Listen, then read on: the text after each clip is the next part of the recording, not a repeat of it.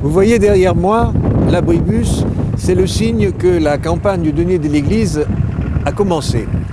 Qui ne se souvient du fameux bout de scotch du capitaine Haddock dans l'affaire Tournesol? Sans doute au moins tous ceux qui ont accompagné Tintin et Milou dans leurs aventures à travers le monde. J'ai souvent l'impression que l'Église de France a autant de difficultés à se libérer de l'image de richesse qui lui colle à la peau que le capitaine Haddock de son bout de scotch.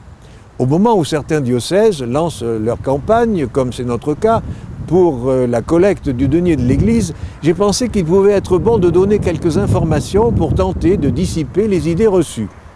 Contrairement à ce que l'on peut entendre ici ou là, il n'y a pas de budget national de l'Église de France. Les diocèses, l'équivalent des départements, sont indépendants les uns des autres sur le plan financier. En revanche, chaque diocèse verse une somme d'argent à la Conférence des évêques de France pour assurer le financement des services mis à la disposition de tous les diocèses. Sachez que le Vatican n'accorde aucune subvention aux diocèses. Au contraire, ce sont les diocèses qui versent chaque année une somme d'argent au Vatican pour apporter sa contribution à son action. C'est ce que l'on appelle le denier de Saint-Pierre. Et encore, malgré cela, le budget du Vatican est-il 3 fois moins important que le budget du seul diocèse de Cologne en Allemagne, par exemple. Les églises sont-elles la propriété de l'Église catholique? Non, pour la plupart, pas plus d'ailleurs que les objets de culte et les œuvres d'art. Les églises construites avant la séparation de l'Église et de l'État en 1905 sont propriété des communes qui ont la charge de leurs entretiens et les cathédrales sont propriété de l'État. Seules les églises construites après 1905 sont propriété des diocèses qui doivent donc les entretenir.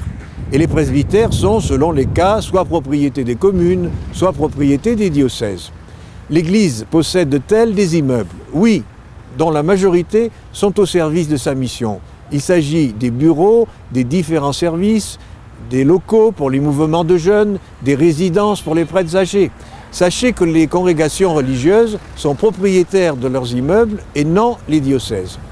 Souvent, suite à des legs, certains diocèses sont propriétaires d'appartements mis en location. Ils sont confiés à des structures qui en assurent la gestion. Alors, quelles sont les ressources des diocèses? Eh bien, la collecte du denier de l'Église, les quêtes, les dons et les legs. Que fait l'Église de cet argent?